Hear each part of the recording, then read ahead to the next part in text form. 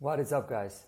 George Cassiot is here with Minutia, and today I'm going to share with you some things you need to know when it comes to comparison and alternative pages for SaaS companies. Let's get into it.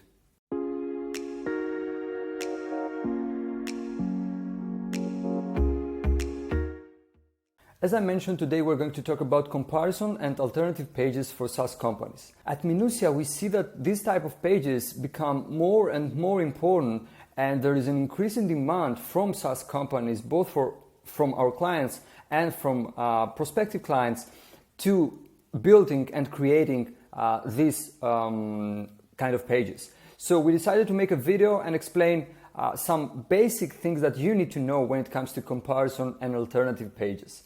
Here's what we're covering. First, we're going to talk about what they are, what these pages actually are, why they are important, some common mistakes when it comes to creating comparison and alternative pages, some best practices, and some things to pay attention to. Let's get into the first section where we'll explain what these pages are. A comparison page is a web page comparing two or more products in the same category. An alternative page is a web page presenting alternatives to specific products. For example, the page you can see on the right is a comparison page of two course creation platforms, LearnWords and Teachable. Those pages are very important, and you will notice that as competition, both on the SERPs but in the SaaS landscape in general is increasing, the need for these pages is going to increase as well. Let's see why this happens though, why those pages are particularly important for SaaS and tech companies. Well, the first reason why those pages are important is because they can help you scale your marketing, sales, and customer support efforts. For example, if you have a sales rep who is involved and engaged in the conversation with prospective customers, a great way to showcase the differences between your product and a competitive product is to just send over a nice and well-structured comparison page between your product and a competitive product. So in this case, the sales rep won't have to jump into calls and explain, how you're different. All they need to do is, send over the page URL via an email. And that's a great way to scale your processes, basically. The second reason why this type of pages is important and particularly effective is because they can help you acquire targeted traffic. In other words, it can help you acquire bottom of the funnel traffic from people with a clear and in most cases commercial intent around products in your category, for example. And the third reason why this type of pages is important and effective is because it can help you support your product marketing efforts and position your product more clearly. We will see an example of that in a while. For now, let's move forward with the most common mistakes when it comes to comparison and alternative pages for SaaS companies. Obviously, one of the most common mistakes when it comes to those pages is targeting only terms with high search volume. And this is a mistake because those pages aren't built solely to generate organic traffic. They are built in order to be used as a resource for various departments, as we mentioned before, from sales, marketing, customer support, and so on within your company, with the goal of educating and explaining how your product is different. So in other words, yes, search volume matters, but what matters most is to create resources that are actually valuable. The second common mistake that we see very often, and that happens mostly not in comparison pages, but in alternative pages, for example, MailChimp alternatives, is using the same content on all alternative pages that we have, or comparison pages for that matter. Every page, keep in mind that every page should have unique content. It should be different from the content on other pages. And of course, there is a reason why this should be happening. And one of the most prominent reasons is that you want to avoid having duplication issues on your website. So bear in mind that you have to have unique content in each of the pages that you publish on your website. Okay? Another mistake that we see is focusing only on product differences.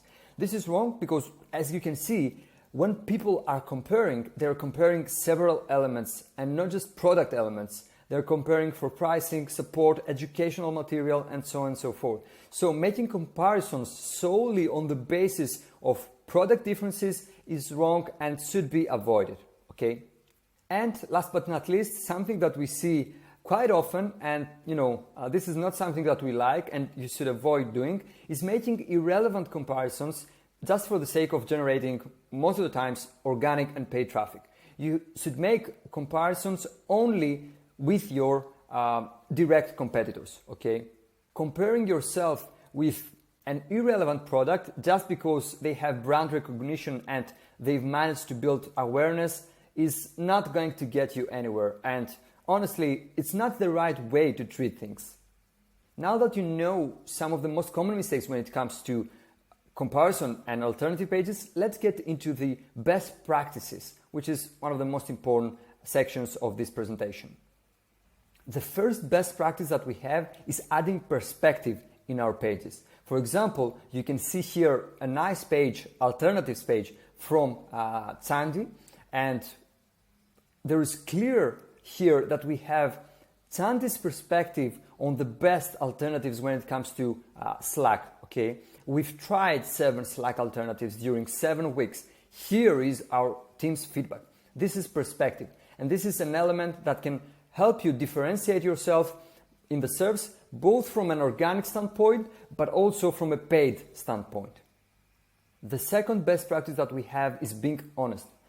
You have to be honest with your intentions. The purpose here is not to convince visitors and users and prospective customers that you are better than others, rather than educate them about the differences between you and your competitors. And as we mentioned earlier, those differences are not based solely on product, but also in other elements and aspects of your business, such as the educational material that you are able to provide with the new users that sign up for your product, okay?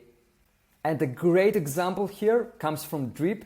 Basically, this is our favorite comparison page, and the message is clear. We want the same thing you do. Success for your business so you can live the life you've always wanted. This means helping you pick the tools that will help you the most, even if that's not us. This is really powerful because it shows that the only thing that we want is you to succeed with your business endeavors. And if that means that you are going to pick another solution, that's fine. But we are here to educate you, okay? So be honest, and this is one of the most important things when it comes to comparison and alternative pages. The third practice that we have is being accurate. Now, when you mention your competitors, it's easy to include things that are not accurate. But adding a very nice disclaimer at the top or at the bottom of the page, you basically, explain that this was the last time the data on this page was updated. So please forgive us if you see any mistakes or any inaccuracies on the data, for example, such as pricing, okay? And this is very important because you want to be very accurate, and also you have to consider the fact that things change very rapidly. So the pricing that one of your direct competitors have today may not be the same as the pricing that your direct competitor, the same competitor, has in 1 month from today, okay? So just include a nice disclaimer like LearnWords do here. This comparison was updated in May 2020. If you find any discrepancies, do let us know, and you're covered. You're good to go. Now, this is a best practice that is a bit controversial, but it's something that we always suggest to all of our clients. Including your comparisons in the footer of your homepage is a great way to show and basically to give to your first-time visitors what they already have in mind. How you compare with other products, with other players in the same category. So you give them the information right away without them having to search for the same information somewhere else, such as your competitors' websites or such as a review site. It's good to include it in the footer, not only in terms of giving them right away what they already have in mind, but also from an organic standpoint in order to pass on valuable link equity to those pages and thus help them perform well organically. For example, here you can see that Mailsake includes most of its top competitors, such as Outreach.io, SalesLoft, Mixmatch, and so on and so forth, in the footer of its homepage, and thus, on an instant gives away information that all users in that category searching for a solution in that category have in mind. As I mentioned before, one of the reasons why comparison and alternative pages are important is because they can help you position yourself. As Drift's CEO David Cancel put it a while back, you don't want to try to win on features, you want to try to win on brand. You need to position yourself correctly and help visitors understand why and how you differ from your competitors. Here's a great example from Drift that reads, if you are in sales or marketing and looking for a product built to help you generate leads, book sales meetings and close deals faster, then you're in the right place. On an instant, with that simple paragraph, Drift basically tells you that this is primarily a marketing and sales tool. If you are looking for something else, you should probably look elsewhere because we help mainly marketers and salespeople. And that's really powerful, and also it's one of the ingredients you need to include in your comparison and alternative pages. Last but not least, we have a best practice that we don't see very often, but it's really powerful nevertheless. Here we have a page with MailChimp alternatives published on Musant's blog. And as you can see, we have a list of 8 best MailChimp alternatives for 2020.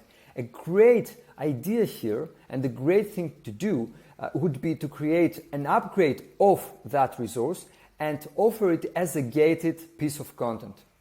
For example, it could be something like an in-depth guide to help users choose the right email marketing platform. And this way, you would be able to generate new leads and qualify those leads based on their intent, because someone who is on a page about MailChimp alternatives is already in the mood to compare solutions, and if they want to see a guide that will help them find the best email marketing platform, they are definitely in the spot where they want to find a solution. Okay, so you qualify them even further, and of course you have their email and data based on what you ask for the gated piece of content, and you can further nurture them and build a relationship with them. And with that, we've covered the best practices when it comes to comparison and alternative pages. Now let's see some things to pay attention to. The first thing to pay attention to is that you want to update your comparison pages often, since things in a competitive landscape change fast. As we mentioned before, if the pricing of your competitors that you mention in one of those pages changes, you need to monitor that, you need to know that, and you need to update the information that you provide in that page as well. So make sure to update those pages very often. The second thing that we'd like you to pay attention to is that you don't want to do anything that could harm your brand and your reputation as a business. Now, I know that generating landing pages in bulk just to generate organic traffic or point some of your paid traffic may seem appealing, but you don't want to do anything that could harm your reputation in the category that you belong to, and also in the business world in general. We want to try to educate rather than trying to prove you're better than others. So you want to be ethical and honest, and remember, your main goal is to try to educate rather than trying to prove you're better than others. Okay, don't try to win on features. Try to win on brand and try to maintain a brand reputation that you will be proud of. The last thing that we'd like you to pay attention to when it comes to comparison and alternative pages is to try to avoid comparisons when you're at an earlier stage. And the reason for that is very clear. When you're at an early stage, the product maturity is not high. In other words, your product will most likely be sloppy. You can't compare yourself with products that exist years in the market, okay, and that have evolved and that have reached a certain level of maturity. Also, and this is something that's often very overlooked by marketeers and companies, you may have to pivot, you may have to change your product offering, and you may have to change your whole strategy. So why creating those pages when in 6 months from now the situation and the circumstances may lead you to a pivot?